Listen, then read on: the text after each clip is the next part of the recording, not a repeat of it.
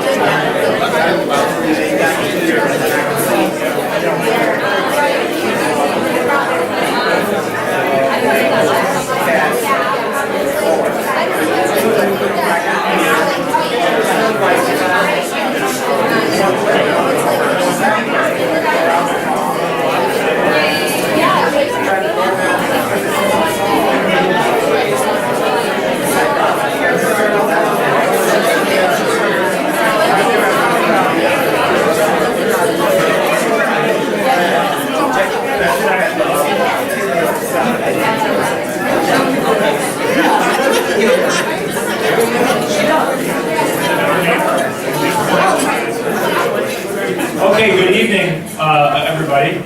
Wow, that was quick.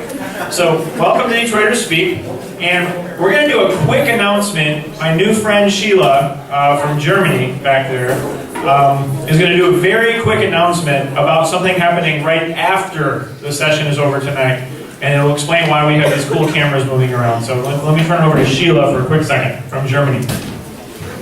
Hi, it's just gonna be a few seconds. I'm from Berlin, and we are from the theater youth group, and we're doing a project in cooperation with the University of Michigan.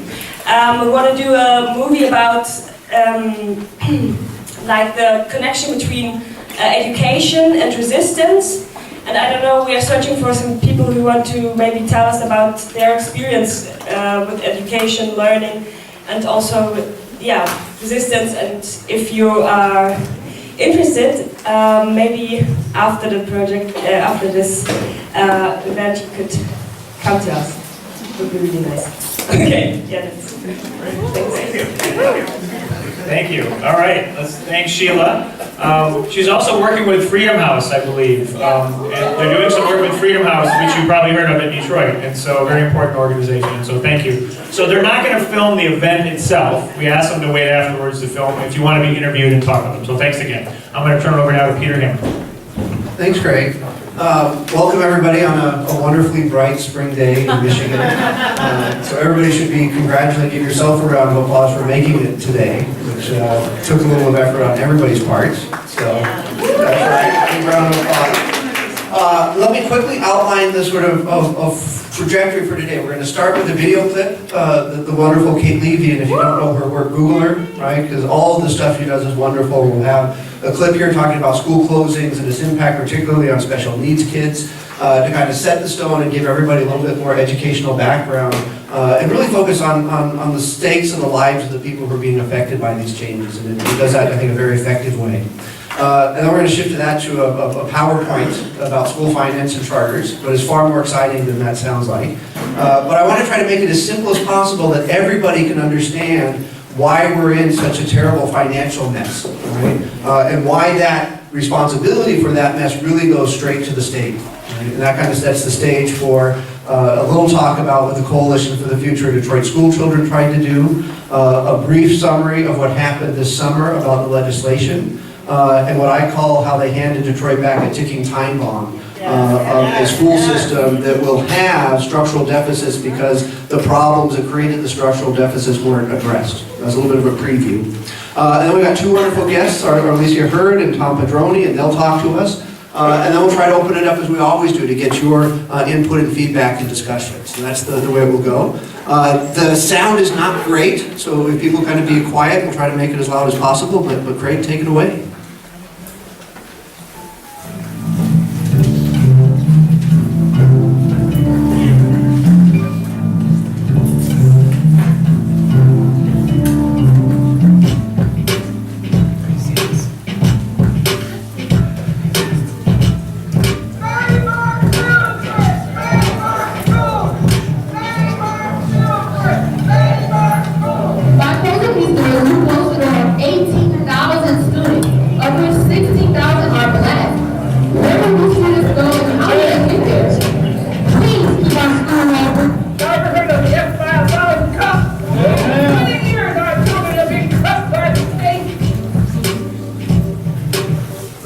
Can you hear it in the back, or should we try and do something else?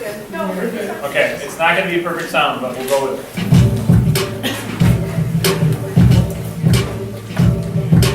Since 2009, Detroit Public Schools, under state control, has closed over 100 schools and displaced over 30,000 students in the process.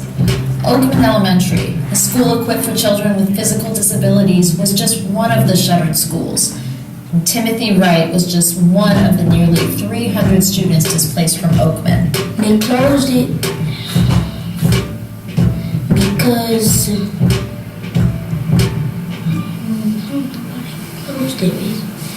they closed it just because they wanted to. The district claimed that they could not afford to keep the school building open because it needed too many repairs.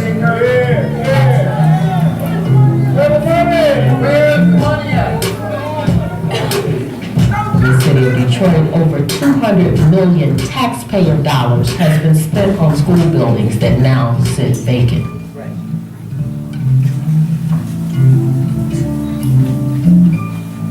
The strategy of closing a school sets the lives of children in a state of upheaval. There are currently 8,200 special needs children in the Detroit district. Over 1,500 of those special needs children are set to be displaced.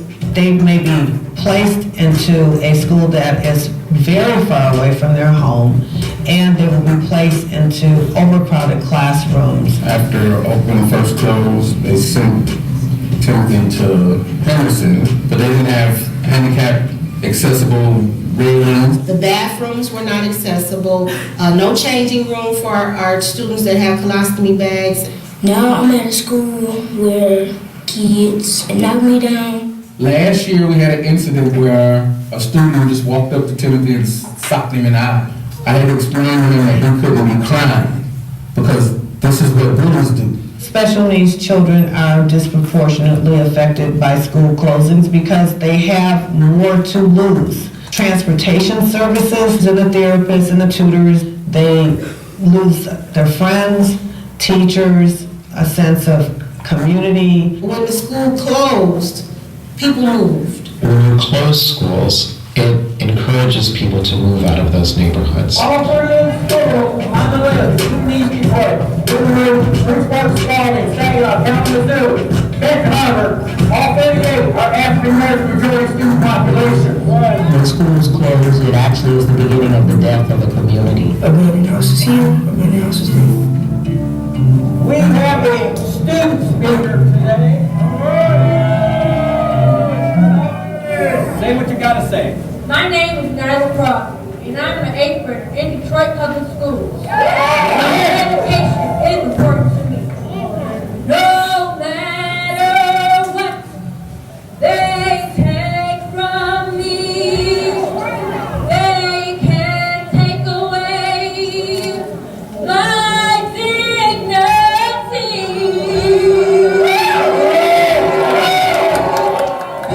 I don't believe that evaluation according to test scores is really what we need to look at to understand what's going on.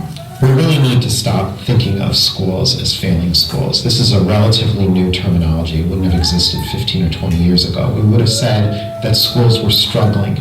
The darkest yellow parts of this map of the state of Michigan show areas where the median household income is below $28,000 a year. And here are where all of the proposed school closings are set to take place. Communities that have suffered the greatest number of water shutoffs and foreclosures are also the communities that are targeted for school closings. The school may be the only place where they can get a meal or a place to have water. It could be that the schools that are serving students who are scoring poorly on the tests are working much harder. Show them all the beauty they possess inside. Oh, give them a sense of pride. The real crime in our society is not failing schools. It's failing social structure. It's failing our children, failing to meet the most basic needs, failing to take their needs seriously as a society. We have to say we won't take this. Please, we are meeting regularly, weekly and monthly, trying to understand how we can push back against this assault on our children. Please take part, please make a commitment to be a part of this struggle. All right, right on. January 20th of 2017, and it states, the parent guardian of Timothy Wright. It says, dear parent guardian of Timothy Wright, you are receiving this letter because Henderson Academy is at risk of being closed by June 30th, 2017 due to academic failure. It turns out that for the 700 students who attend Henderson, 117 of whom are special needs, the options are bleak. This map shows all the schools within a 5-mile radius that a student displaced from Henderson could choose to attend.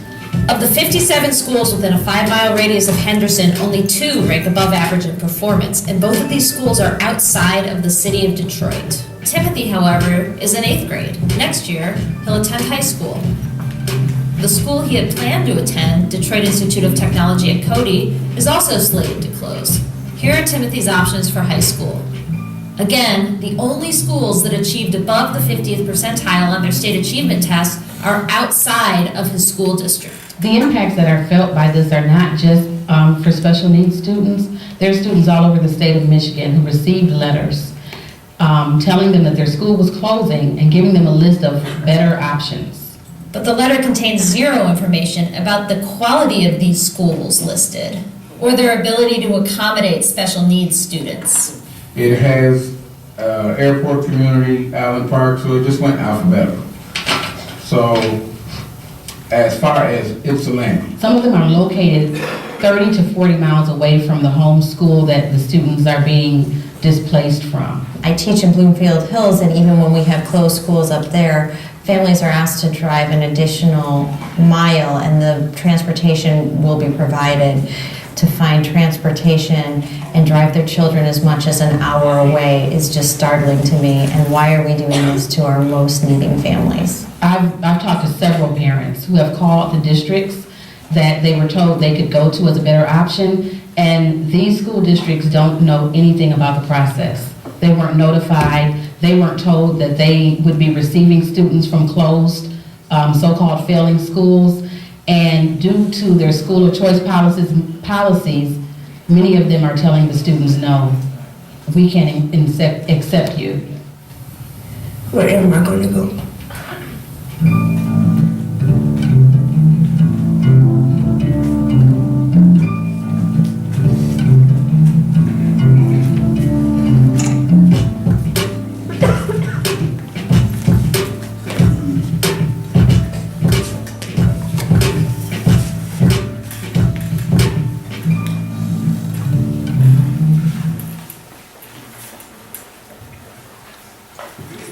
No, I think a tribute to all the heroes that are in there is warranted, and to Kate Levy for her passion in production. So a little round of applause, I think,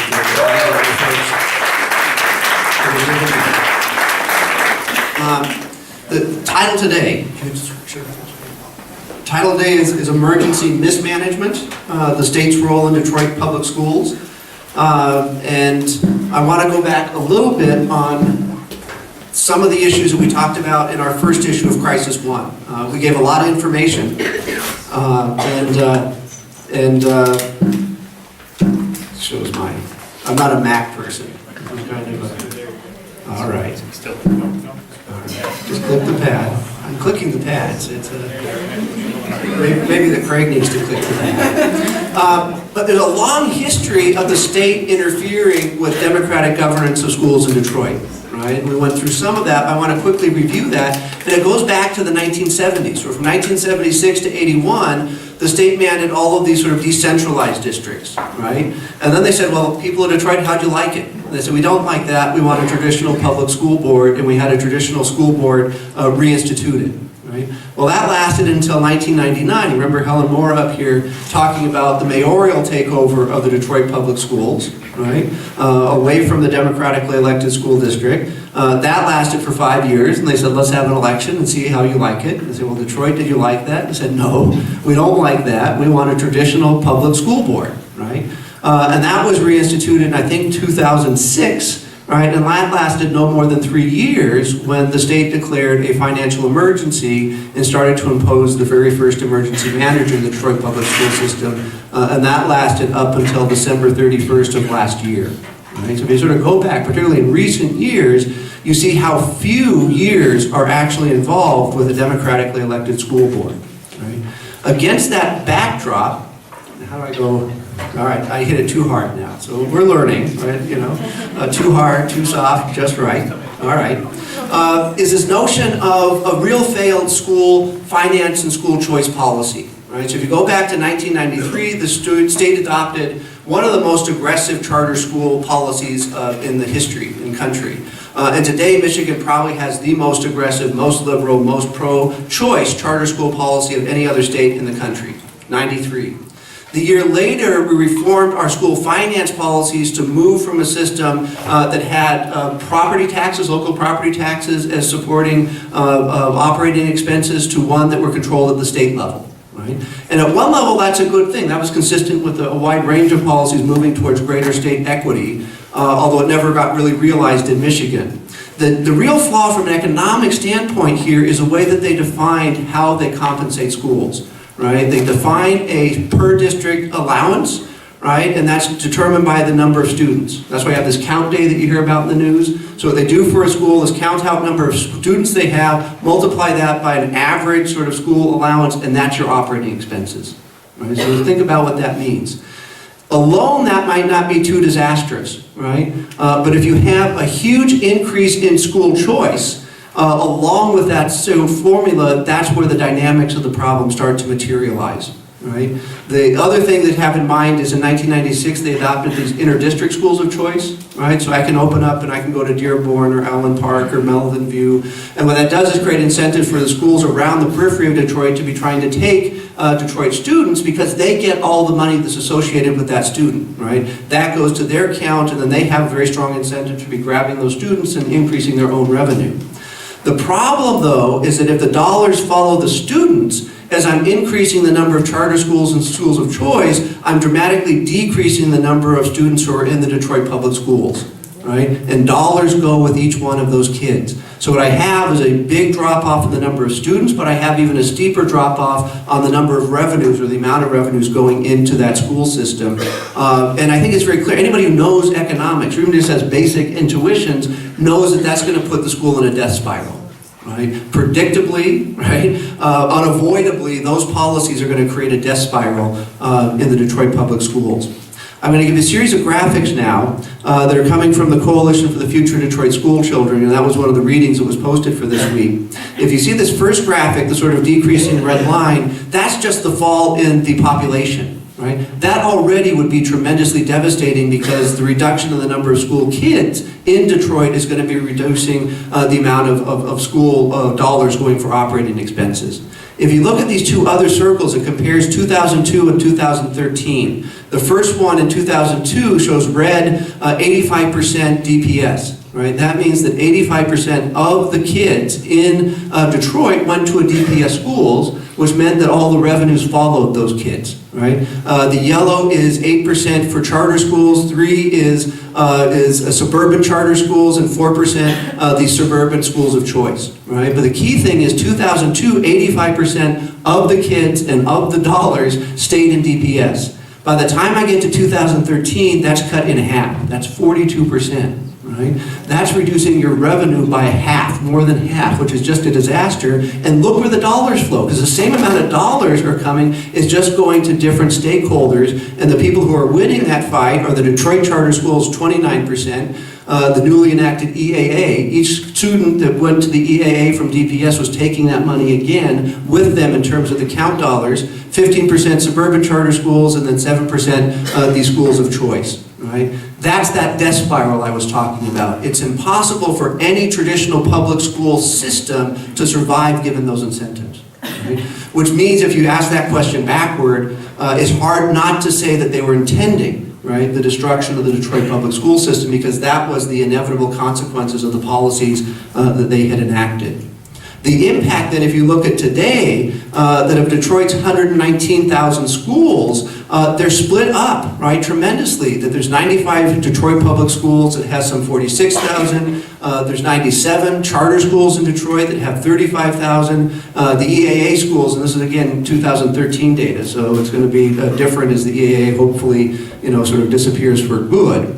And then you have all of these sort of other suburban school districts that are taking nearly 25,000 kids, and that's the inter-district schools of choice. And what you're seeing then is that's not sustainable really for any one of those portions. We talked about the scale economies and other things at the discussion last week that Molly from 4824 was saying. It just can't work. Now each one of these units becomes economically inviable. Right? And what's happening to the kids that are within these school systems. Any one of these 14 entities can charter schools in Detroit, which is insane. Right? Anybody's going to design a system that's going to have 14 people in control that don't have to talk to each other, some of which, as this graphic shows, are 400 miles away from Detroit, right? And can do whatever they want in Detroit, is an insane policy. That then is given this complete churning, right, of school closings. So the first sort of huge bunch of red dots show that in that same period, some 230 schools have closed. And that could be DPS or charters that go out of business too. So 230 schools being closed, right, in just over a decade. Right, that's a disaster. Right, that would just be sort of national headlines. It was happening in any other city besides Detroit. There's a churning episode, 100 new schools open, but think about the turmoil for a family's life when a school gets closed and they go to a new school and that gets closed and a new one opens up. And you saw in the film clip really how devastating that is, particularly with students that have special needs. right? And it's not an efficient market. They say markets are efficient, just, trust choice. But the allocation here is completely dispersed, as this map shows. There are some parts of the city that really need schools and don't have schools, right? There are other parts of the city, especially all the Quicken Loan kids downtown that are going to school, that have a huge surplus of schools, right? It makes no sense. It's completely irrational. It's a completely broken system. And it's failing economically. This is the Detroit Public Schools in terms of deficits, and again going from 2000 to 2013. So you're seeing in 2000 it was under mayoral control, or the board was under mayoral control. They were losing money, right? As it went back to democratically elected control, there were smaller deficits, but still deficits because it's a structural problem, not necessarily who's in control. And then the state says, we'll take it over and take care of things. So from 2009, you've had deficits, increasing huge deficits, all under the time when it's under state control, right? So again, we're trying to think who's responsible for this. And when you have deficits, you have debt. Right, so before the new legislation, over $1,000 of that school allowance policy was not going to kids' education, but was actually going to pay the long-term debt. Right, completely unsustainable. Right, and everything's controversial in this. Right, so a group of folks got together in terms of the Coalition for the Future Detroit School Children, largely funded by Skillman, and Skillman has his fingerprints on the whole charter school experiment. Right, but I think everybody at this point realized things were broken and we had to come together. And I was part of the governance subcommittee of this. And it was an interesting process, and I think was largely successful if you're trying to keep a diverse coalition together. Not that it's perfect, not that its recommendations are going to get cold consensus, but this at least gives you a sense of the values involved, and not everybody agrees with the values, right? One of the values that said we were going to all respect was school choice, and I didn't necessarily like that, right? But there were other things that other people didn't like. But they did get together, I think, a decent set of recommendations that are certainly not perfect, but would move us in a better direction. And I'll sort of highlight a few of these. One, again, is that there should be democratic control of schools. I mean, that's at least my very strong personal opinion. And they at least advocated for the return of democratic governance for DPS. They were arguing for greater charter school accountability and transparency, which doesn't exist today. They were saying that since the state is responsible in terms of its state policies, but also state control of the schools, the state should assume DPS debt, right? And they should free up Detroit from the debt system. The most controversial part was this creation of a Detroit Economic Education Commission that would be designed to try to think about the schools holistically, the public schools, the charter schools, and think about the opening and the closing of schools and some other things that have citywide effect in terms of transportation, enrollment, and other functions. But even if you don't like charter schools, at least this was my thinking, you need to have an entity that has accountability and says you can't have 14 people in control, you can have one person in control. And that may not be perfect, but it's certainly a step in my mind in a better direction. And some of the other things was really giving the governor an excuse to kill the EAA, right? So gave him sort of a cloud that would lead to the death of the EAA, I think, as everybody recognizes a failed experiment. And then some discussion about how to create shared systems of these things that have of common use, such as transportation. That went to the legislature, so this is sort of your quick thing. That was a recommendation put together by the coalition. The legislative response, the Senate bill substantially was in accord with those recommendations. So the legislation going to the Senate was there. The House bill was substantially different. Right? The House bill rejected any effort to put any limitation or controls on the charter school system, and that was the line in the sand. And the money was flowing, and the money was flowing almost exclusively from the charter school lobby. And in Michigan, we can give things true names. That was the DeVos family. Right? The DeVos family was basically financing the lobbying to make sure that there were going to be no controls on charter schools, was giving the money, and ultimately the money prevailed. Right? You can buy democracy, you can buy policy, not just in the Soviet Union and some other countries, but often in the United States. Right? So the House bill prevailed. Significantly, what that means is that there was no controls at all in charter schools. Right? There was no change at all in the school finance policy, that state allowance where the dollars follow the child. Right? And the amount of money they're actually giving to Detroit was less than what most people were saying Detroit needed to get up and running and to have a viable chance for a school system. And that leads, to my mind, to the last slide here, before we get to the introductions of our guests, of this ticking time bomb. Right? We showed you that the problem historically was structural by too much choice, uncontrolled choice, and all of the dollars following the student. Nothing has changed in that. Right? That's still exactly as is today. There's no controls over charter schools, the number, the location, and every child takes the dollars with them. So if somebody goes to a charter school out of a public school, they take the dollars. Right? That means that they have given democratic control back to the Detroit public school system, right? But it's a ticking time bomb because it's only a matter of years. Right? It's going to be 3 years, it's going to be 5 years, it's going to be 7 years, where the deficits reappear. And once they reappear, just as before where we saw that huge structural deficit, the kids that got bigger, it's going to get bigger over time. Right? That's inevitable, just as it was inevitable that the death spiral was created in the first place. And then kind of step back and take a deep breath. Right? 5 years from now, think about what the headlines are saying. Right?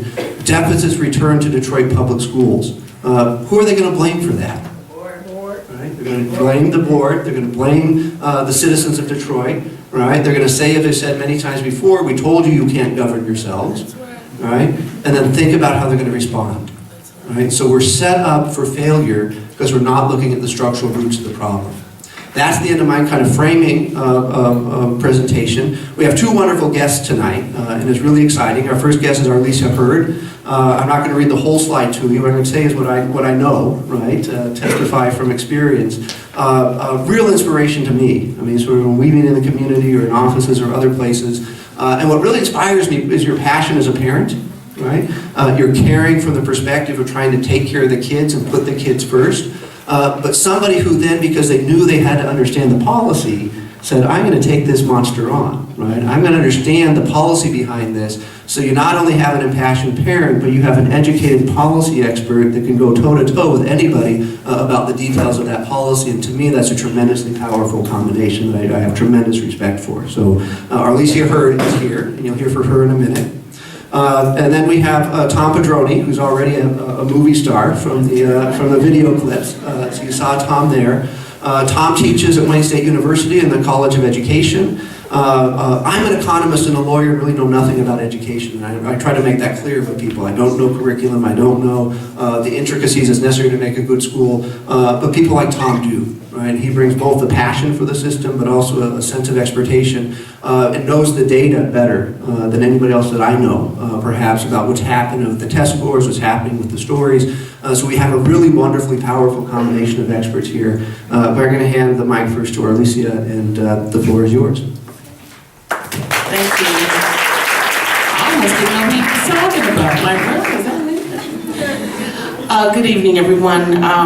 Once again, my name is Arlyssa Heard. I am a parent first and foremost, and that is pretty much what has gotten me in this thing. How many folks know whether you have kids or not, you'll go to hell and back for your children. And if you feel that your children are being injured, and for those of you that don't have children, somebody had you, and I'm pretty sure your parents felt the same way, but you will go to hell and back for your kids. And I think what we've been living in is somewhat of an educational hell. I have two children. One is 21 years old, and the other is 11. And I always tell people that what's interesting about that gap, I was crazy, right? I waited 10 years anyway. What's interesting about that is with the first child, you get to, with the second child, 10 years later, you get to kind of go back and you think you're going to do some things differently that you didn't really know or didn't do with the first. And what I will tell you though, what is so interesting is with that 21-year-old who graduated in 2013 from Cody High School, when he was the same age as my 11-year-old who is here with me today, this is like deja vu. A lot of the same things that we were screaming about then, I find myself screaming about now. And I'm a little confused as to why and how this goes on. But I'm glad this is informal and relaxed setting, because a lot of times, as Professor Hammer says, and as Professor Padroni is going to talk about, we hear about finance and governance and all of the particulars as it relates to the politics of education. And then we see stories like this that was put up, and you look at, listen to the parents and the children, and all of a sudden it becomes real at how people's lives are impacted. So I wanted to bring a perspective of what it's like and what it has been like living this way. I am with an education organizing group called 482 Forward, and it's the numbers 482, right? It's the first 3 digits of the zip code in Detroit, in case you didn't catch that, right? You caught that? Okay. 482 Forward, and we are moving forward. But what's interesting about our group is that we are a collection of parents and students and community residents and educators who come from all of the systems, charter, EAA, and DPS. And what we have in common was the frustration and really the confusion and not really knowing where to go. Have you ever been in a situation where you know something is wrong, but you really don't know exactly why it's wrong or what's wrong? You just know it's not right.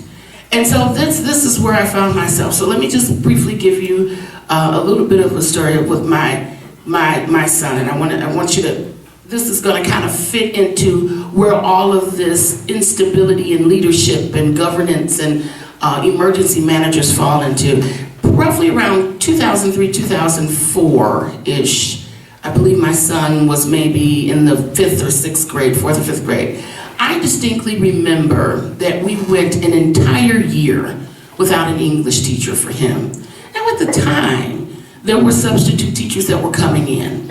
And this was during the era, I believe, of Dr. Kenneth Burnley, who was state appointed an emergency manager for the Detroit public school system, because we were told that, you know, Detroiters, we couldn't manage, right? That there were so many problems that had happened, money, and we didn't know what was going on. And so that was during a period when you would have a teacher, and teachers were being snatched out of classrooms, master teachers, teachers who had been maybe with your school for years. And how many of you really understand that when you have a 10 or 11-year-old, or even if you have a teenager that is so accustomed to a particular teacher, and then all of a sudden that teacher is gone, now you add the fact of a special needs child who has a particular setting and a particular structure and a particular teacher, and that teacher is gone. And then we have 6, 7, 8 months of no teacher and just rotating subs.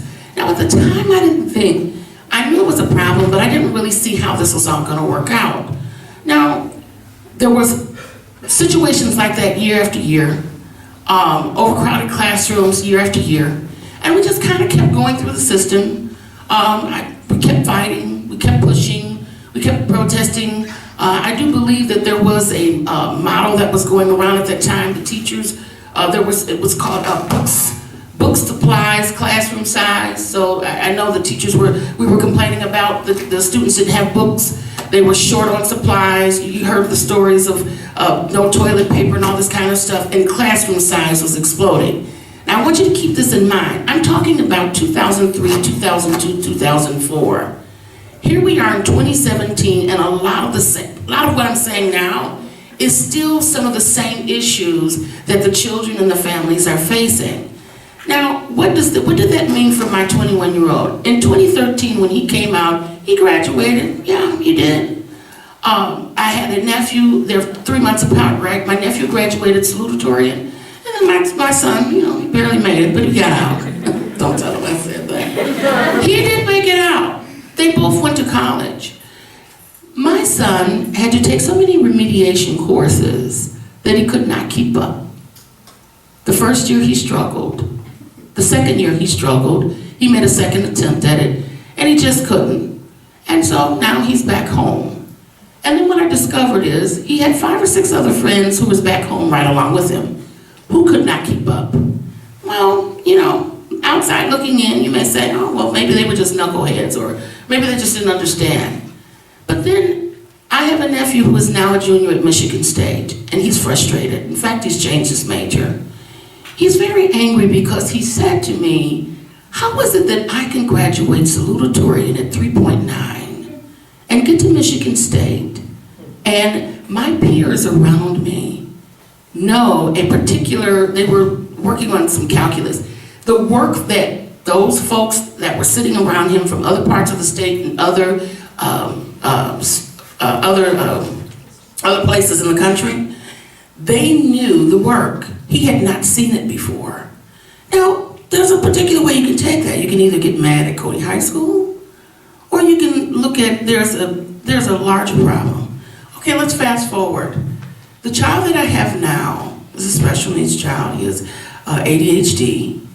These children are very difficult to educate because I think it's because nobody really knows what to do with them.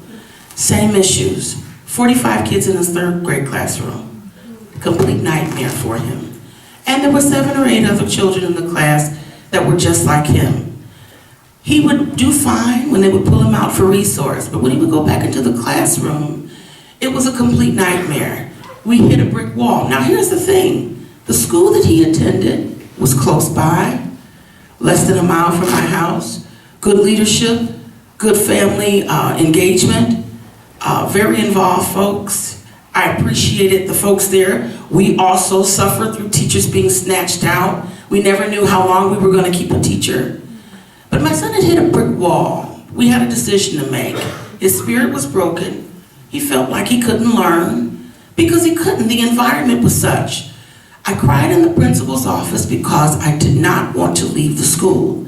It was a neighborhood school and I liked it, but it wasn't working for my son. Not because the principal didn't want to, not because the teachers there couldn't work with him, but you only had 1 3rd grade teacher for 45 kids and there was nothing that could be done about it. What we have here in this system, and I was also a part of the Coalition for the Future of Detroit School Children. In fact, I was the only parent out of 36 people that sat on the steering committee, the only parent that sat on that board. And what we discovered is we have a very serious problem. Oftentimes people refer to this place as the Wild West of education because how things are done. We have charter schools that pretty much go largely unregulated. You can open and close at any time. There's really not anybody that's overseeing how it's run. And then we have our Detroit public school system who is getting hit time and time again as a result of this merry-go-round of students exiting and coming back through the system. Detroit Public Schools also, by the way, has the largest percentage of special needs children. However, those dollars oftentimes are shorted because they do not necessarily have the financial backing to support what's there. What we have in this place is a passionate disrespect for what families, community, residents, and students want and need. A lot of times we talk about reform, often, but we talk about reform without making sure that people understand, first of all, what it is we're reforming. The house is on fire as far as I'm concerned, as it relates to education. But there are a number of people who do not realize there's a fire because they don't see really the smoke necessarily. This kind of stuff has to be talked about. You have to hear this repeatedly. You have to see how lives are impacted. You have to understand that we also have bad actors who are trying to undercut the progress that's trying to be made here. Back in, I think it was last year when the legislation was going forward, and I know Professor Hammer talked about that, how the DeVos family paid your legislators to make sure that certain things didn't get through that we believe would have regulated the system and made it more convenient. As a result of how things are done here, as a result of how schools are, where they're placed, where they're sited, how kids either can or cannot get in, we have a really bad thing of kids, special needs kids being pushed out. And then where do they end up going? They go right back to DPS, oftentimes without the money and the dollars that follow, because some people in this town understand that they will enroll your child right during the time when the funding comes in, and then they will push your child out right after they get the money, so to speak. So we see that game being played over and over again. We also see, we talked about, alluded to school deserts. We have schools that are placed in neighborhoods or in places where kids don't live. We have too many schools in one place and not enough schools in another place. How does that impact families? Transportation. There's a cool, slick way that you can eliminate a particular group of people just by where you place your school. You want to make sure certain people make it there? Well, put it on the other side of town. I stay over by 6 Mile, Illinois area. I stay actually Oakman area, Focus Hope area. I'm a Hope Village resident. I drive to Shane and Mack every day to take my child to school there because of what we had to go through. I had to make a decision so that there was no, I call it academic suicide. If he remained in the environment that he was in, it would have been academic suicide for us. I travel all of that distance every day. God, I hope I have gas money sometimes, and I'm just keeping it real with you. I'm a parent, and you know, that's a lot of gas. Well, the gas is down now, but can you imagine what I was going through when we were talking about $3.75 a gallon?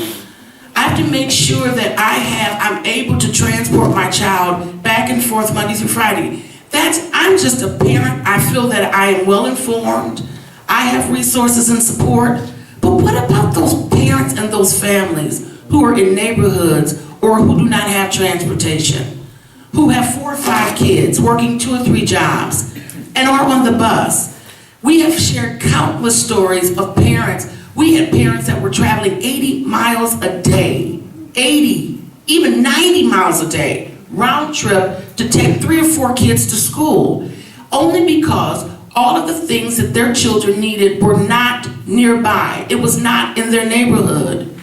I firmly believe, you know, after all of these things and looking at, what is this, 15, for me, it's been 15 years, 16 years of looking at this. I have to honestly believe, I'm not big on conspiracy theories, but this is a manufactured crisis. Do you kind of get that feeling? That this is just not something that just happened, just, oh, well, this is just the circumstances. No, there's somebody that's benefiting from this. There's something that's profiting from this. There's something, and somebody else is getting something out of this. But our children and our families are the ones that are suffering. We believe at 482 Forward that we have to be parents, community, residents, and students must be at the table, not after the plan has been drawn up and signed off on. And then you come in and sign a sign-in sheet, and then you show somebody, look, we had 400 people show up. This is community input. No, it's not. This is your plan already made, and you want me to sign off on it. But first, we have to make sure in settings like this that we understand and we get the facts and we know what's really going on. I believe that this can turn around, but it's going to be turned around through pressure. When the coalition met, that was pressure on the legislature. We didn't get everything that we wanted. When 482 Forward, when we get together and we organize, that's pressure on systems. When you hear Professor Padroni and coming with a wealth of information and telling people what they need to do, that's pressure. We have to make sure that this message is getting out and it's the right message, and we have to put pressure on the people that make the decisions for our children, because in the end, we're hurting our own communities as a result. So I didn't want to get too deep with you today, but you know what I want to show you something. I'm sorry. I get worked up on this thing. Do you have the map? The map, you know those handouts I gave you? It's not enough, so. It's not enough, and I realize that because everybody's probably not going to keep it. If you can share every 3 or 4 people, you can even pass it around and take a look at it. I just want to say this briefly, and then I'm going to get off the microphone. You know, Professor Hammer told me, he said, well, however, I said, how many minutes do I get? He said, 10 minutes. He said, well, however the spirit moves you. I said, wait a minute. You can't tell a black person with a microphone.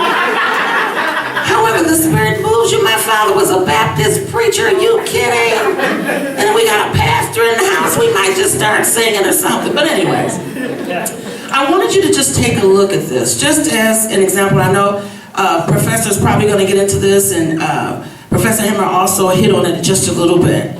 If you look at this map, it shows you where schools are placed here in the city of Detroit. And we're dealing with high schools here, high schools. If you look at ages 15 to 17, now if you look in the center, the majority of schools are concentrated in a particular area, right? But if you look at the number of children that reside in that area, seems like we got more schools than we really need. But then when you're looking on the northwest and the northeast or the east side of town, we're looking at the abundance of children living in areas where schools are no longer there. So what does that mean? This happens a lot, and guess what? Nobody asked me before they put a school up in my town. I don't remember getting any notices about a forum. Anybody called and said, hey, we're thinking about shutting down the schools and we want to get your input? No, that happens all the time. And this map right here is outrageous. This is pure understanding of why we need a system of schools who can hold everybody's feet to the fire. Now, thank God we have an elected board, but we also have a group of other schools in this town that can't just be allowed to do whatever they want to do, and then Detroit Public Schools feel the pressure of the state. Emergency management has crippled us. And as Professor said, this is a ticking time bomb. We cannot afford to repeat and go back there. I'm a little concerned about what's happening now. There's a lot of things that are on the table. I hope we can pull this out, but I just want to encourage each and every one of you to always, we need to make sure that we are speaking up and we're speaking out, and not just there, telling 4 or 5 people and putting the pressure on the people so that we can make sure that we don't continue to go backwards. Our children are suffering. I hear people talk about competition and competing globally. We're not going to make it if we continue down this path. That's all I got.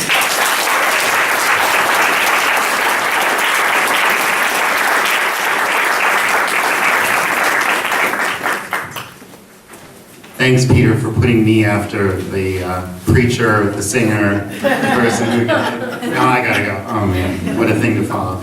This is really a rich panel, and you guys are so fortunate for the resources that folks have brought together for you. Peter Hammer, I'm sure he's too modest to say, but you know, he's one of my heroes. The analysis that he brings to a lot of things that are happening in Detroit and in other places of the world that are phenomenal and very useful for me. And I've known about Arlyssa Heard's work for a number of years now as well, through 4A2 Forward and running for the Detroit board, Hope Village, and a couple other things too. So this is a good group of people. So let's see, what do I want to focus on? So first, just a little bit about me. You already know that I was at Wayne State University. I am at Wayne State University as far as I know. They haven't let me know yet, but I check my email every day to make sure. I was a public school teacher in New Orleans at a school that was 99% African American, very low income, probably very much like many of the neighborhood schools that we have in Detroit. And when I went to graduate school, I did my doctorate at the University of Wisconsin-Madison. I interviewed what ended up being mostly African-American women, mothers, low-income mothers in Milwaukee, Wisconsin, who were using vouchers, and vouchers in the news a lot again recently, to get out of regular public schools that they thought were reprehensible. Now, this was very interesting to me because I really wanted to hear their stories. When I got done being a teacher and went back to graduate school, everyone was saying, oh, Milwaukee, vouchers, market, competition, what are those parents thinking, right? And I had a lot of sympathy with that argument because as a former teacher, I didn't think that what we needed was to have competition so that teachers would get off their duff and work harder to retain their customers. Because essentially what is underlying a a lot of the talk of reform around vouchers and around competition is something that has really dominated through several administrations, going back through the Bush administration, through the Obama administration with Arne Duncan, and continues currently with the Trump administration and with Betsy DeVos. And it's a notion that the problem with the public sector, with public schools, particularly in our cities, they say, and this is what I disagree with, they say, is that our teachers have not been forced to compete for their students. That our teachers and the bureaucrats have had a monopoly over schools, and so they know they're going to get a check no matter what, and they don't need to perform. So the idea of the market reformers was, let's light a little fire under them by creating some competition. Let's put some charters out there or some voucher schools that'll encourage innovation as the charter schools try to attract in the parents. And as the regular schools realize, oh my gosh, our customers are going away, we took them for granted, that they're gonna have to get off their duff now and compete to pull those folks back in. That's the basic argument of the market-based educational reformers. And that's gonna be really an underlying theme in what I talk about in my remaining 7 minutes, maybe 5 minutes, I don't know, is market-based educational reform. Okay, because I think it really is the important backdrop. I think we saw it to a degree in Peter's and certainly in Arlyssa's as well. So back to Milwaukee. What was so interesting to me there was you had right-wing foundations, including the Bradley Foundation and the Friedman Foundation. The Bradley Foundation was working together with African American families to push a voucher program, to politically push for it. Now, what's so interesting about that is that the right-wing foundations, the Bradley Foundation, had also just recently helped to underwrite the cost of producing a book called The Bell Curve, which is notorious, and if you haven't heard about it, you're lucky, but it's a book that purported to muster scientific evidence, it didn't, to show that inherently, biologically, there was an intellectual difference that was biologically rooted that made whites and Asians superior to African Americans and Latinos. Wow, right? They had allied themselves with some serious freedom fighters in Milwaukee.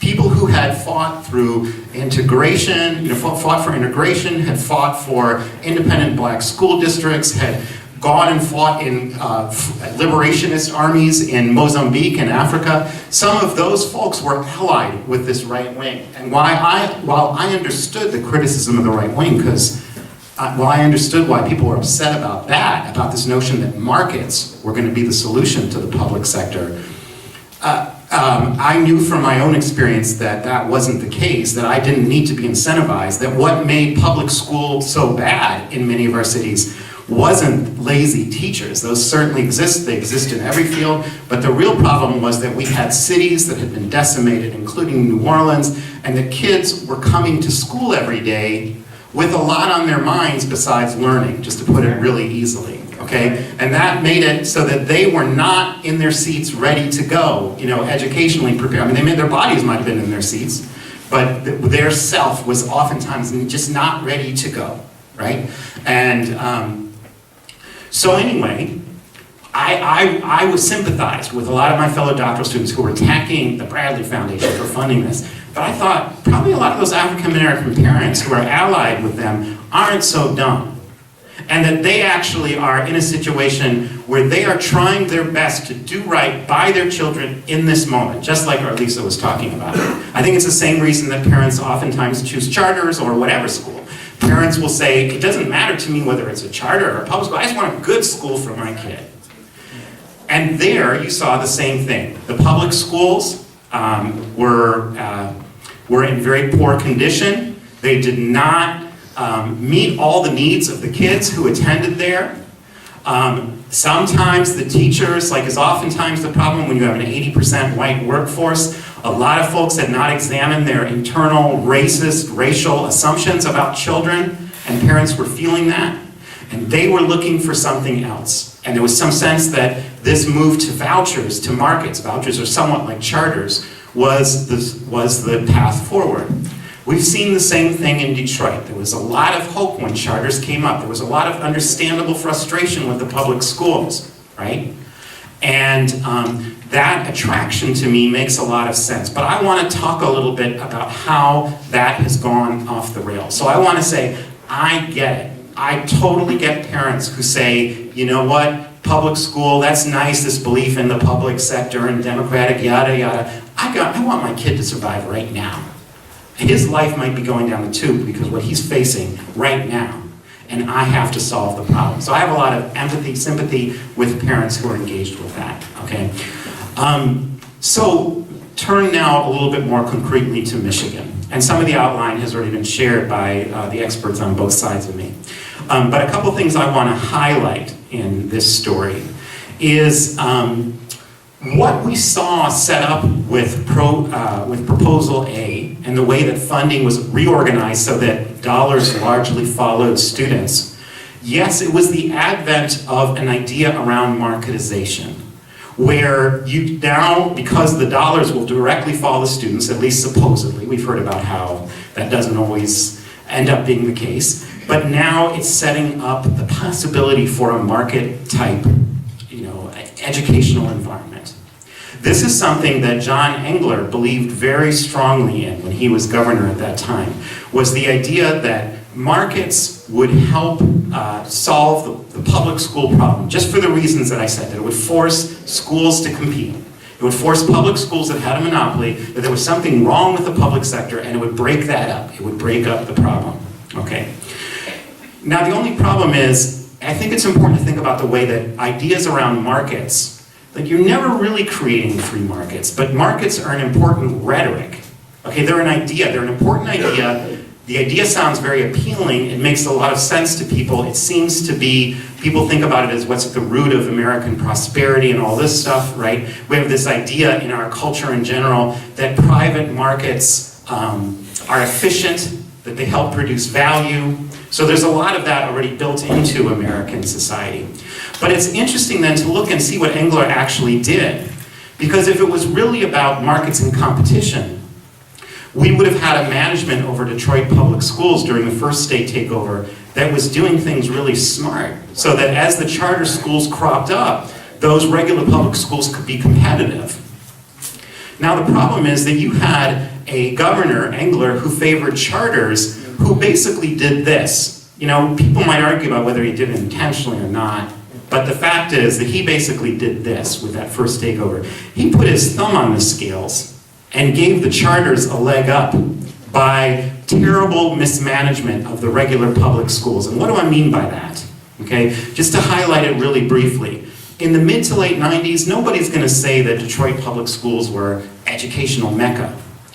But given the decline of our cities that was happening all across the US, it was a bit amazing what the Detroit public schools were able to accomplish under some really bad circumstances. To the degree that I remember when I was in graduate school, that there were tours that would come to Detroit during that era to see the innovative things that were being done around special education. Now that's not to celebrate and say it was incredible. It wasn't. The scores were in the dumper. There were big problems. But in the context of Detroit being the poster child for economic decline, for white flight, for federal disinvestment from our cities, it was amazing that they kept up where they were. So what you saw in the mid to late 90s was gradually increasing enrollment, but at a really manageable rate at about 1,000 per year. So you were about 170,000 going up 1,000 per year. You saw a positive legacy fund balance, not a deficit. Positive legacy fund balance of around $100 million. And, this is the real kicker, now I'm not the biggest believer in test scores, but interestingly, you saw test scores in DPS rising relative to the rest of the state.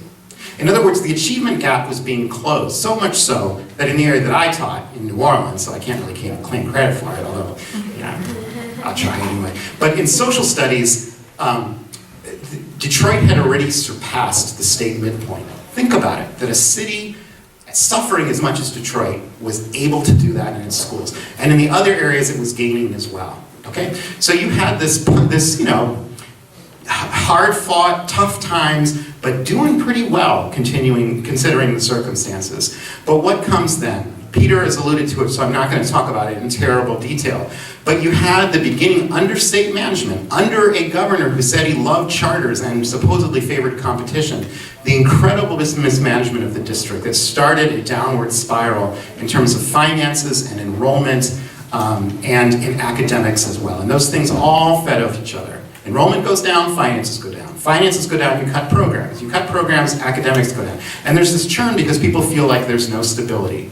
So people start leaving in droves around 2002. The district starts closing some schools to save money. Closing schools pushes more people out because when people left the district, now when their school was closed, now there are these charters to go to. And the district seems like it's so unstable anyway that maybe the charters aren't such a bad idea. People are talking about them so positively anyway, okay? So, I'm going to fast forward a bit here. As Peter said, 2006, the board regains control, but only for about 2.5 to 3 years. Basically, the board wanted help. It wanted the state to step in and help with its financial skill, its financial knowledge resources to help manage a financial crisis. Because basically, at the end of the first state takeover, the district was in deficit. And to manage that deficit, new long-term borrowing was incurred. And that long-term borrowing helped to erase the immediate deficit that the state had caused, but it added to the long-term debt that the district had. So come 2009 comes, there was competition for a superintendent, but not many quality candidates were showing up because, who wants to step into that sort of maelstrom, right? So maybe some decisions were made that weren't the best, but they were based on the limited pool that was available of who was hiring, who is available to work as a superintendent. So the board actually voted initially for emergency financial management. That's what they wanted. They wanted some financial partnership, basically from the state, the financial expertise of the state to come. Jennifer Granholm learned about Robert Bob, the first emergency financial manager, through Eli Broad of the Broad Foundation, and these foundations are important, and I'll mention something about them later. And actually, at Obama's inauguration, apparently, is where Jennifer Granholm was introduced to Robert Bob by Eli Broad. Eli Broad is from Detroit, very wealthy, and there are 3 foundations that have been looked to as the ones that have led the effort toward market-based educational reform in this country. They are the Broad Foundation, the Walton Foundation of Walmart fame, and the Gates Foundation. Okay, there's some differences among the 3 of them, but they're seen as collaborating and underwriting a lot of education reforms that are based on the notion that the public sector needs to be redesigned through some form of competition. Okay, so again, 1999, emergency management, first financial management comes in 1999. Now what happened is that Robert Bob assumed total control of the district. What the board was expecting and what the law seemed to say that under which he came into power was that he controlled finances and the board controlled academics. But he argued that he should control everything because academics requires finances. And if the academics aren't good, the financial situation is going to fall apart. And so even though it wasn't clear that he had that power, he proceeded as if he did. And basically said, well, challenge me then. The board, by this time, the board did challenge him legally in court, the elected board, and said, wait a minute, we get academic control. We asked for help, financial control, but we get academic control. And it went to court, in the court of Wendy Baxter. Important to note that the board could not use the district's attorney anymore because the finances were controlled by the emergency manager, financial manager. So he controlled access to counsel. So working through pro bono attorneys, the elected board sued and won academic control. Within days of that, now Governor Snyder issued PA4, the first emergency manager law, much stronger, much more concentrating power in a singular individual than the law that had put Robert Bob into power. And Robert Bob got these powers, which he had been practicing anyway, and now had undisputably full control of the district academically and financially. Now, there are some important footnotes here that I need to point out. PA4 is also what largely produced and is seen as a key factor in producing the debacle in Flint, the poisoning of 100,000 signatures under emergency management. And it also impacted Detroit in its public schools. So controlled the city of Flint and the school district of Detroit at that particular juncture. Now, one of the things we know in Flint is that there were many points at which, had democratic power been left, there were important checks and balances, there would have been important checks and balances in place that might have stopped the poisoning a full year earlier. And think about what that means in terms of lead accumulating in the blood of children and the rest of the 100,000 citizens over a course of one more year. There were people like Eric Mays, who was, they called them alder people, they're not city council people if I'm not mistaken, who was saying, you know, it's not just the smell, it's not just the taste, it's not just the look. There's something wrong. People are getting sick, and we need serious attention to it. There are other community leaders who were saying the same thing, and they were ignored. It wasn't even our local media who brought the attention to what was happening in Flint. It was a journalist who had been hired by the American Civil Liberties Union who not only broke the story on Flint, Kurt Guyette, but also assembled 300 test kits working with a scientist at a university in the South, not University of Michigan, not Wayne State, not Michigan State, but another water expert at Virginia Tech, if I remember correctly. And Kurt Guyette, helped to organize a citizen army of water testers who basically were out to prove, no, state, it isn't just within particular streets that they're seeing high lead. This problem is everywhere. So they divided up the 300 tests across the city and showed, see, it's everywhere. It's the whole city. And first they were trashed by state government, and eventually truth came through. Fortunately, truth does that sometimes. So had checks and balances been left there, had the African American, mostly leadership of Flint been left in place, we probably wouldn't have had nearly the tragedy that we ended up having, because that was done under emergency managers, under PA4. In Detroit too, the same thing. We had in those years, under Robert Bobb, his academic secretary, Barbara Bird Bennett. She might be a name, if you're from Chicago, you definitely know who she is. Barbara Bird Bennett was was the academic superintendent. She came to us, she was superintendent in residence at Houghton Mifflin Harcourt before she came to DPS. And somehow, within a year of her arriving, DPS was putting together an agreement for a $40 million contract, the biggest of its kind at that time, with Houghton Mifflin Harcourt, right? There was no process of seeing, it needs assessment. Does the district need a new curriculum? Is this the right curriculum? Is it what leaders support? Is what we have really that outdated? This deal was made for $40 million. There were some questions asked, but not serious questions in the media. There's a pattern here maybe that you're noticing. I'm not going to get into the detail, but here's the punchline. Okay, so the first part of the punchline is that I look back at the elected board's minutes from that era. And at that time, when they were contesting academic control, the board said, no, we have to use our academic plan. And I've read the academic plan, and I'm a curriculum studies professor. It was pretty good. I don't know if they were actually going to live up to it, but what was on paper was pretty good, the academic plan. Robert Bobb and Barbara Bird Bennett said, no, what you've got there is fluff. We have our academic plan, which became $40 million contract with Houghton Mifflin Harcourt. The board tried to stop it, but because they had no power, they had no recourse, and that was made clear under PA4. They couldn't stop it. Barbara Bird Bennett, here's the other punchline, subsequently went to Chicago Public Schools as their CEO, and she is now headed to prison as a confessed felon for a very similar kickback scheme in Chicago, right? So just like in Flint, there were attempts to manage it through democratic accountability processes, but they were stifled because the board had been disempowered. Now, one thing that I want to bring our attention back to is this debate between regulated charter sector and Wild West charter sector. Because at their heart, what I want to tell you, and what is in that the PowerPoint, if you were able to take a look at it, that Peter shared with all of you, or Craig did, is the basic argument that both the regulation of charters version and the Wild West versions fundamentally agree about the importance of a competition model to improve the public sector. So they both share what we call a neoliberal mindset. They both share a belief that markets are necessary to shape up the public sector. But there is some difference in how it should do that, right?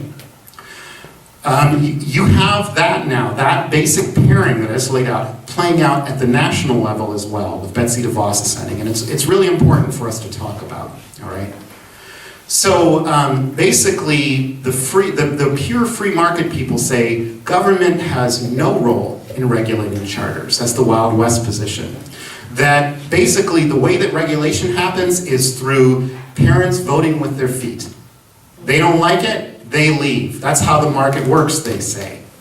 And that's all the regulation that you really need. And then the other side says, well, you know, there's been a lot of negative reports about charters. We might have pushed for charters for a long time, but whoa, there are some people who entered into the market who, well, we don't like them too much, you know? And so we have to put in some minimal control to control access to it, okay? Those two visions are playing out now too. I mean, Betsy DeVos was not the first person to push for charters and markets in education. That happened also under Arne Duncan, and we have to believe it. He was a huge friend to the charter industry. And by that, I don't mean the mom and pop charters that are grassroots and that do wonderful things where teachers in the community, I'm talking about not mostly the for-profit entities, but the huge chains. Some of the chains are not for-profit either, but they pay huge salaries to their executives. And they have very lucrative contracts with vendors and so on. Okay, now I want to step back, and I'm going to tell you that what happened in Detroit was not just the fault of the DeVosses. They certainly played a role through advocating for vouchers forever, for advocating for taking off the cap on charters. But there were also local partners to those three foundations that I mentioned, Broad, Gates, and Walton. And this is the tough part, I think, for some people to swallow. It's analogous to the idea that Arne Duncan under Obama was also a big part of the problem. And my hope is that what I'm about to speak to, that the things are changing direction, and I see evidence of that all around me. But we really do need to go back to about 2010, when Excellent Schools Detroit was rolled out by the Skillman Foundation. And you can look this out. When Excellent Schools Detroit was rolled out by the Skillman Foundation in 2010, they issued a document called Taking Ownership, and here's what it called for. It called for the abolition of the elected school board. Okay, it called for the abolition of the elected board. And it called for a single point of accountability vested in the mayor. Now, when Mayor Bing said he didn't want it, they were happy to work with the emergency manager who was in place. And in fact, when PA4 was being rolled out and debated in the legislature, remember the thing that took away the academic power, gave it to Barbara Byrd Bennett, gave all that power to Flint. The Skillman Foundation actually lobbied for the passage of PA4, for the emergency manager bill. They said that it was needed, okay? The same document they rolled out, they called for the creation of the Education Achievement Authority, or the EAA, which everyone agrees now was a failure. And believe me, they didn't try to portray themselves as a failure. They tried to portray themselves as a success. And we did exhaustive work to show that those claims were not true, and that there were some ugly things actually happening there, okay? So they called for the creation of a recovery school district like the one in New Orleans in Detroit, which became the EAA. And here's the part about the market competition, they believed that they needed to create a system of evaluating schools largely, not exclusively, but largely based on test scores, so that parents acting as shoppers could discern the good schools from the bad schools. Now, what's the problem with that? What we know is that test scores are not a measure of school quality, they're not a measure of school performance, although they're used as a. It's that simple, okay? And ask the American Statistical Association, okay, if you need to believe that it's not just education profs who know that, and other researchers, okay? Test scores do not help us predict how hard an administration is working. They do not help us predict how talented the teachers are.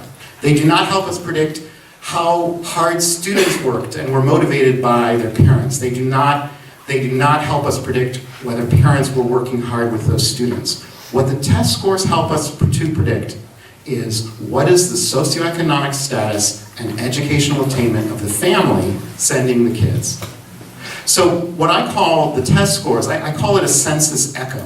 The census tells us where poor people live and where rich people live. And the test scores tell us where poor people go to school and where rich people go to school.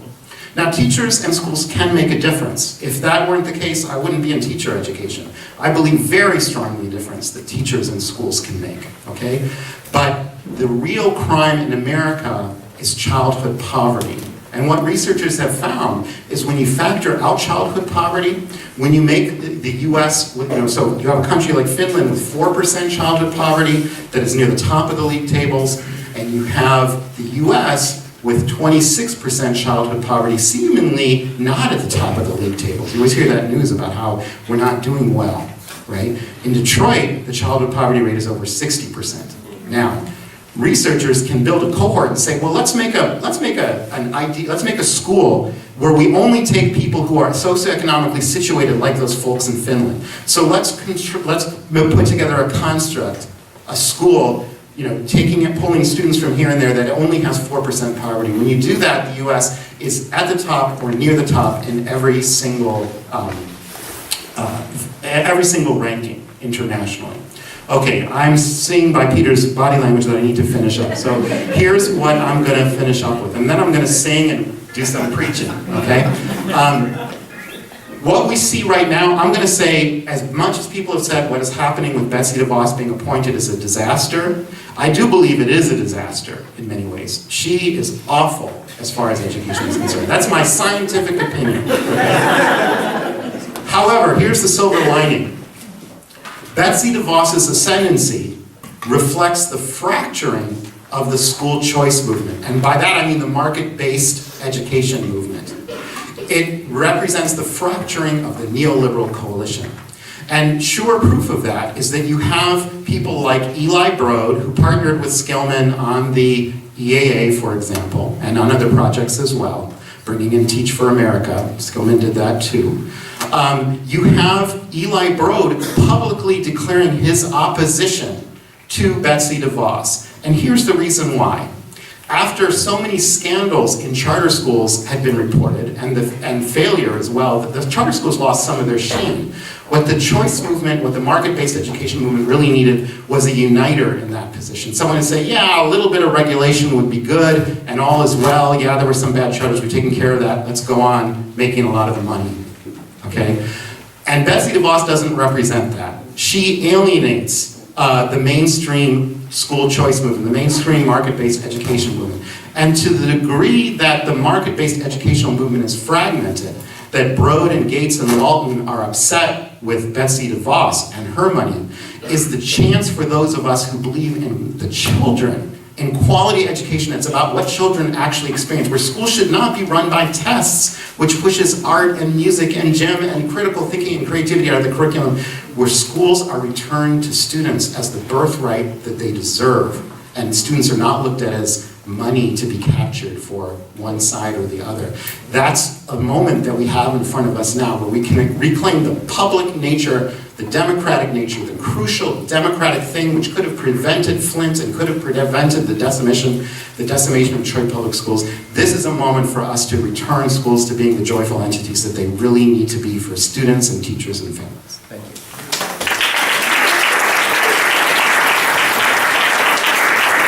I think really thankful for the expertise of Tom and Arlyssa. I think Tom has a future as a Baptist preacher if he chooses to take it, which is great. But I want to give Arlyssa a chance to kind of respond if you had any thoughts or things. And then what I want to do is, I love Craig's model from last week.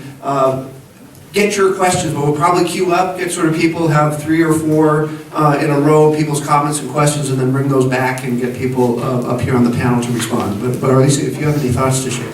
Yeah, just really quickly, and I think it's funny that you should bring up Finland because the children don't even start school until the age of 7 in Finland. That's right.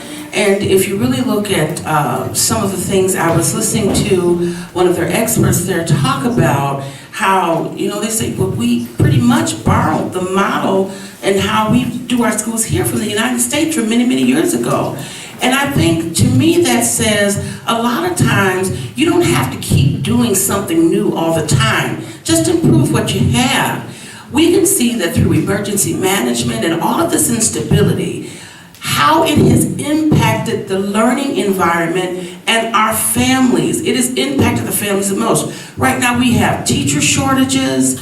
We still are, you know, even though we got money for DPS, you know, that was $1,200 that was taken off of the top before it even got to the classroom. We see how this has impacted time and time again. Our children need remediation courses a lot of times when they're graduating. Now, through all of these many years, that's been laid out, the timeline, the structure, and how all of these things have happened. We've still been graduating students. We've still been celebrating students. We still have proms and graduations. We still have valedictorians and salutatorians. Children are still going from grade to grade. We have schools like that when the EAA came in and parents were fighting tooth and nail. I remember when that was first rolled out, they called a number of us parent leaders together right in Central High School with Roy Roberts, and people were screaming bloody murder then. We didn't like the structure of it. But once again, we see time and time again what happens when the public voice is ignored, when it's not paid attention to. We need the state and all the rest of the people who mean us no good to take their hands off of our schools. We need to be at the point of the table so we can identify solutions, and we need to be doing that in a thoughtful, collaborative way that does not exclude, that does not close schools, but improve schools, improve our communities, and improve our achievement. Raise your hands if you have questions, thoughts, comments, including clarifying questions. There's a lot of kind of information up here, so if there's something you didn't quite understand or want to sort of clarify, those are often some of the best questions. I tell my students, if you didn't get it, nobody next to you did. So think about things you might want to clarify. And keep your hands up so I can sort of... Thank you, Professor.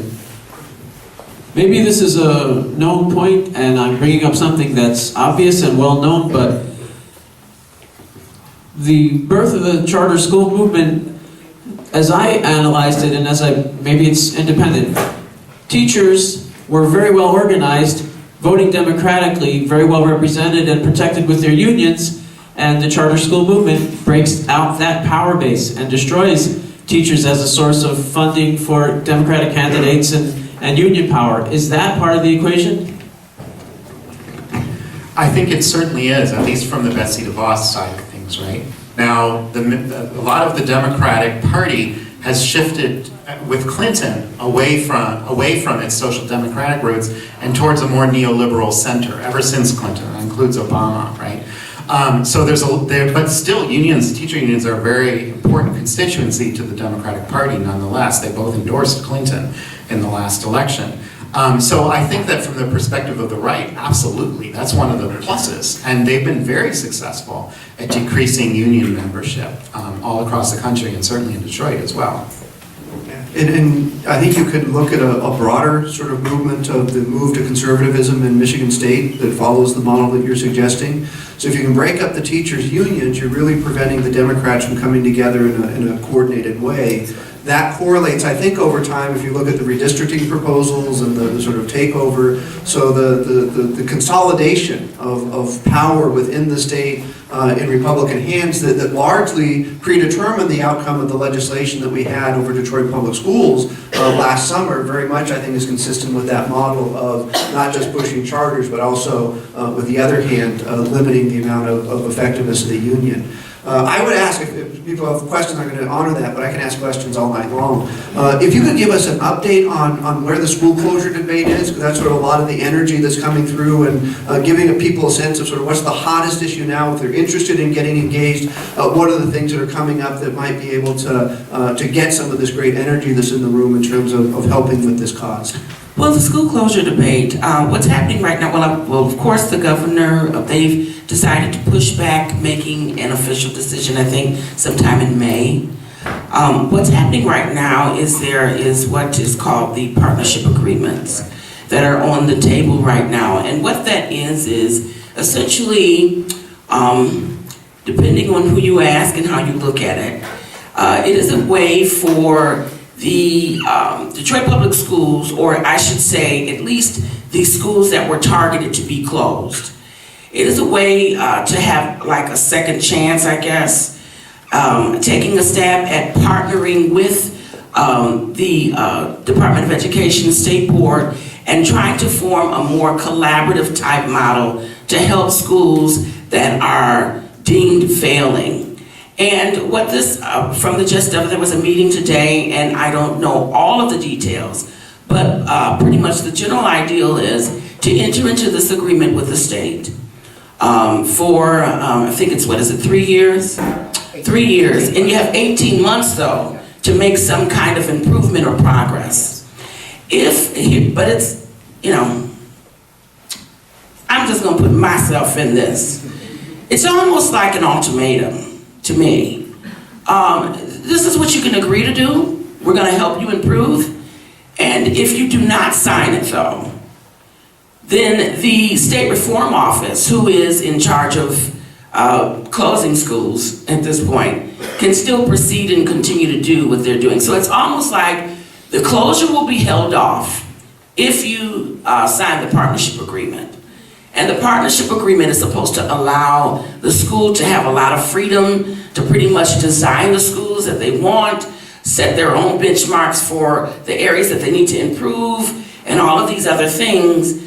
And they'll kind of check back in 18 months to find out, okay, are we hitting the mark? Are we making the mark? We need more help. And at the end of the 3 years, you can either stay in the agreement or decide to walk away. But the only thing, I'm just gonna just share my reservations, and I don't mean to be biased here. Well, maybe I do.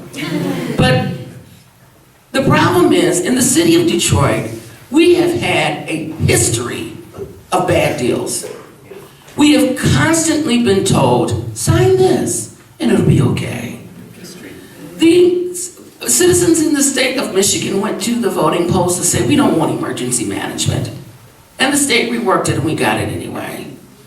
People stormed the streets in Lansing and said, we don't want to be a right-to-work state. The governor even said, I'm not going to do that. But they did it anyway. The city council signed a partnership agreement. And then we were told that, well, you didn't really need to file bankruptcy anyway. And so there's just not a lot of trust. And that's what this system has done, has broken down the trust with the citizens and the parents. So you can't blame people for being suspicious. Whether or not this is going to be a good deal, it sounds good. It sounds like it gives the schools a lot of freedom. But if we don't do it, then what? The state comes in anyway. But as of right now, that's what's on the table. Hi, this is a question for Todd. It's a clarifying question. This is all like super new to me, and I felt like in a whirlwind. But you talked a lot about vouchers, and I didn't exactly understand what you were talking about. So part of the useful distinction will be between voucher schools and charter schools. Okay. First of all, what makes them in common? They both represent a form of school choice or specifically market-based educational reform. With vouchers, the idea is they enable parents to attend participating private schools, okay? Which in Milwaukee, where I studied, included religious schools, right? So however you feel about that, 3/4, when I was studying it, I think it's probably similar still today, of the participating private schools in the voucher program were religious-based schools, Christian, Judaic, Muslim, etc. So with a voucher, basically what you're doing is the parent is getting a check. I mean, they don't actually receive the check, but the idea is they get a check, which they can use at a participating voucher school, which in Milwaukee, the voucher schools could only charge the amount that the voucher was worth. So it was roughly equivalent to our per pupil. I think then it was $5,600, which is probably about what per pupil was here then at that time too. We're not that different from it with our charters, but the difference is, first of all, that charter schools are considered public entities. Whether they really are there's a lot of debate about that, okay? But at least the rhetoric is that they're public entities. What we do know is that they can't, at least outwardly, be religious institutions right now. But it's somewhat similar because of the way that Proposal A is set up, because the parents don't get this check, but their per pupil follows them to the school that they choose, right? Be it a public, so that's meant that a Detroit parent, when leaving the district, can go to a charter school, and the roughly 8,000 goes there. Or they can go, there is an inter-district choice. River Rouge has been courting our families in DPS for a long time. They could go to River Rouge, then River Rouge gets the 8,000. They could go to the EAA. They could go to schools in Warren or in Ferndale and a number of other places, right? And so basically the money is following the people. So really, charters and vouchers are not that different, except that vouchers, where they take place, they clearly are going to entities that are religious in nature as well, and there's a lot less control even than of charter schools. And that, that's where the religious dimension of Betsy DeVos comes in, right? For her, there's a strong unity between God, as she thinks of it, right? I believe in God too, but I think it's the same one, but I'm not sure. God and free markets, right? Where free markets will help deliver people to the religious schools. And I don't mean the mom and pop religious school in your neighborhood maybe, but the kinds of religious schools that she envisions, which, is probably not friendly to many of the things that, we value in terms of democratic tolerance and stuff like that, right? So there's a lot of similarities, and that's why I brought it up, because both of them, again, underlie this notion that we want parents to be consumers. So the old version, if you didn't like your public school, was for you to say, you can't make my public school in my neighborhood bad just because I'm poor or black. I'm a citizen, I have a right, my children have a right to a quality school just like the one in the suburbs. I want my neighborhood school to be high quality. And today it's changed, that's what I still believe. But today the model, the working model and the neoliberal model is, the market-based model is, I'm a parent, but I'm also a customer. And if you don't treat me right in this public school, I don't care why you're not delivering what I want, I'm gonna take my business elsewhere. And many people have found that empowering, and I get it. But it's also had tremendously negative effects. We also know that people will buy Coke or Pepsi, even though it's just, I do too, even though it's just bubbly caramel water, because we think it's going to give us that lifestyle. People are the same way about charters, right? Sometimes. They hear about that the school looks good, they get to say their kid goes to such and such preparatory academy, and maybe they're even offering an iPad, which is nice, right? And so if we'll buy Coke or we'll buy a Big Mac, we'll buy a corporate charter as well. It's part of the problem. Hi. I thought what you were talking about is very interesting, especially the part where you're talking about mom and pop grassroots schools. And I've never really heard of that, but I've been thinking about that for myself and going in that direction. Yeah. And so I was wondering, what are your thoughts on that, and what does it look like? Well, I'll say it really quick, and then I'll pass it to Arlyssa, because she probably has a lot of good stuff to say about it too. But so originally, and here's one of the great ironies, charters were really the brainchild of Albert Schenker, who was the leader of the AFT.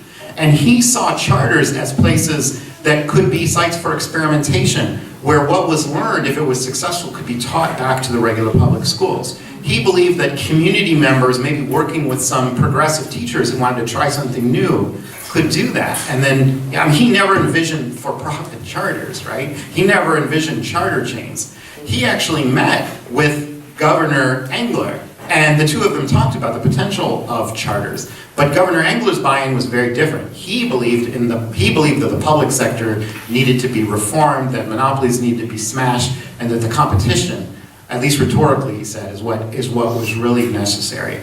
So we do have, the mom and pop charters used to exist a lot more. They've mostly been pushed out of business because they can't get the test scores up, because they largely measure poverty. So if you're like an Ensaroma Institute, run by Molly Kikini, with an African-centered, culturally relevant curriculum, and you want to teach kids to be competent global citizens, you might be doing that quite well.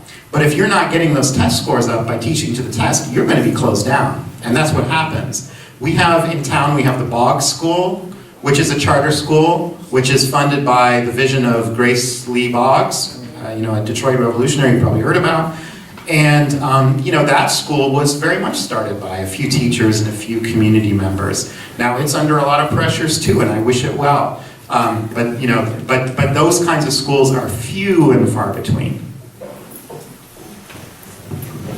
I just wanted to chime in because he hit 2 schools already. See, I'm telling you, I'm living this life.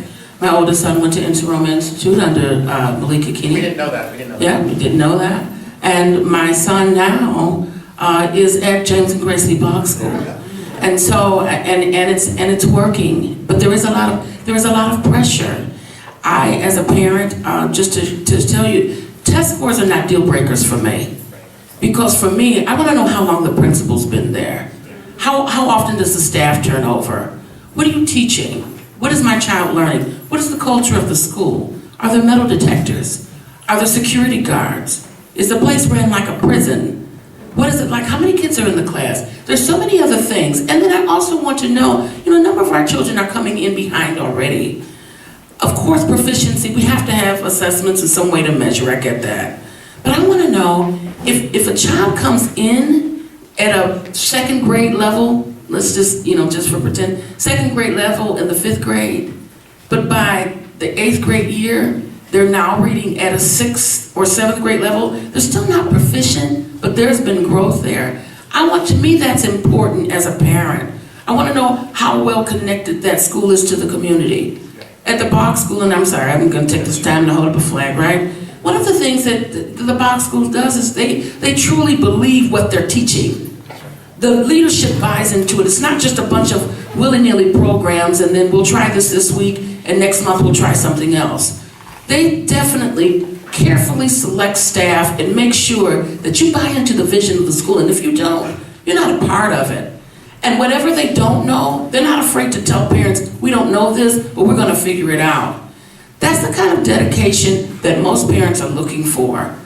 It doesn't have to be, everybody may not be able to get into CAS and Renaissance and all of that. I understand about all of those top-notch schools, but sometimes those neighborhood schools, those mom and pop DPS schools, we also, not just charter, there were mom and pop DPS schools. Every school had a personality, and it was a fit for a particular child. And that's the way it should be.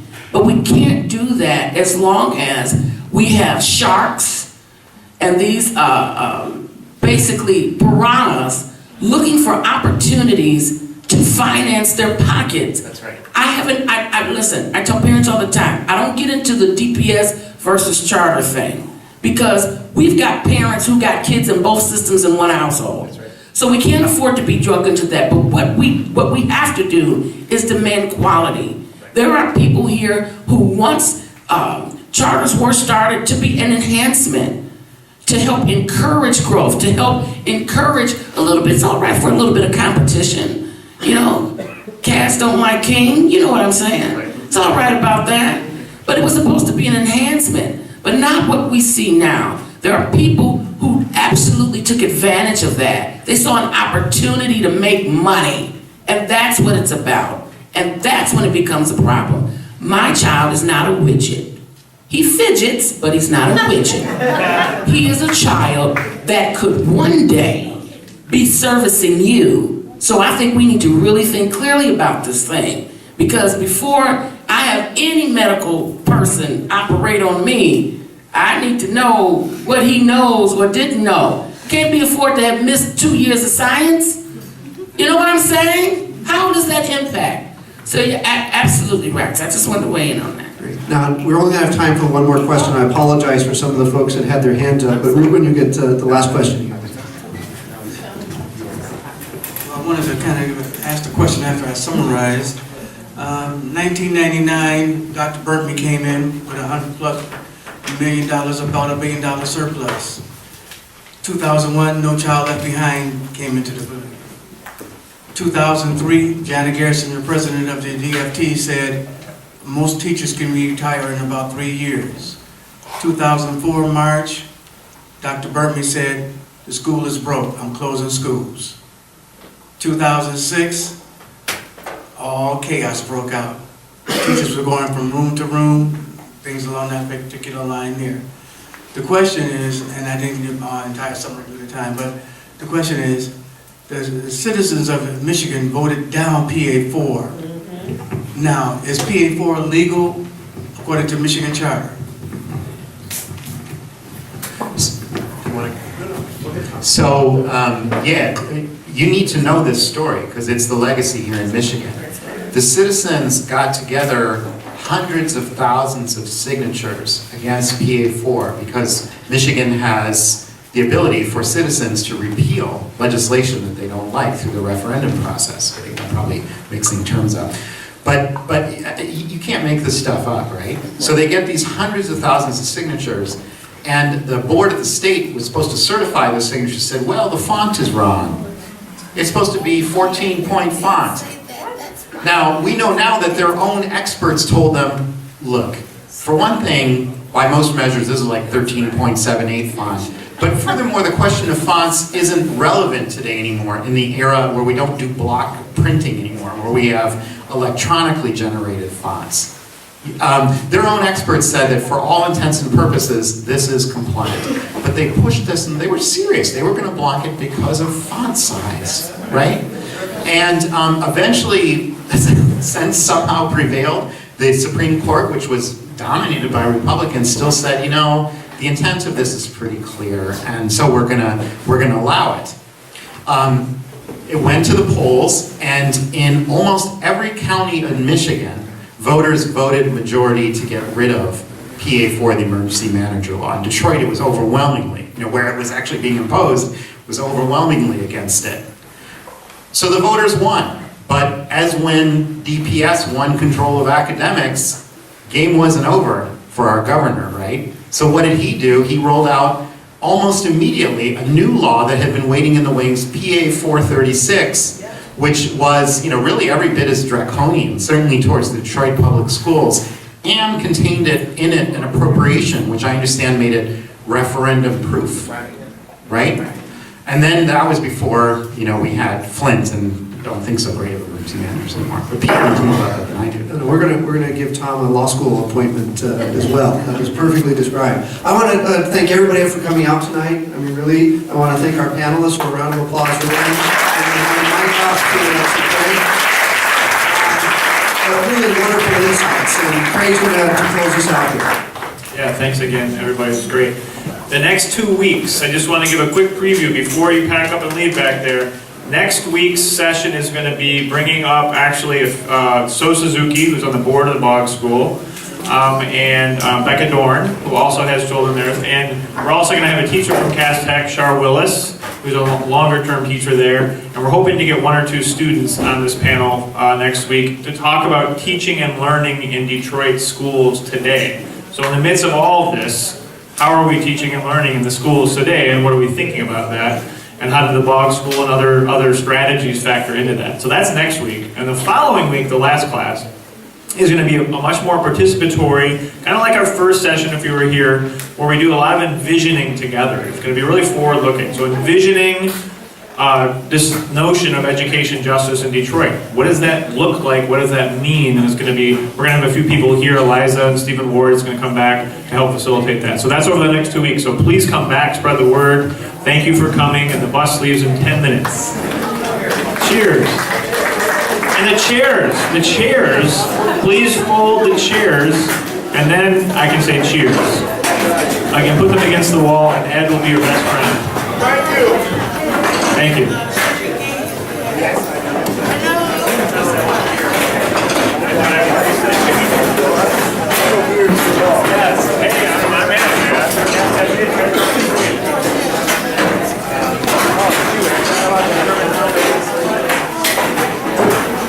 And if you want to be interviewed by our German filmmakers, they're in the back. They're raising their hands, and you can talk with them. So please check in with them. Thank you.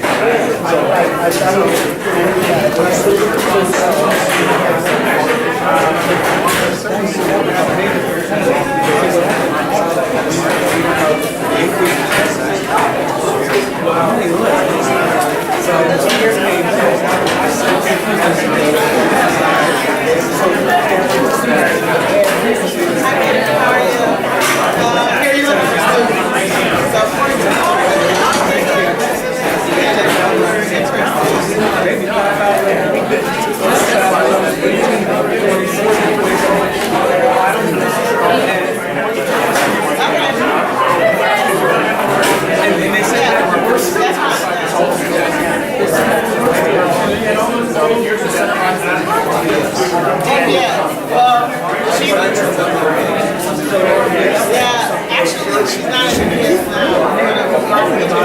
But she's been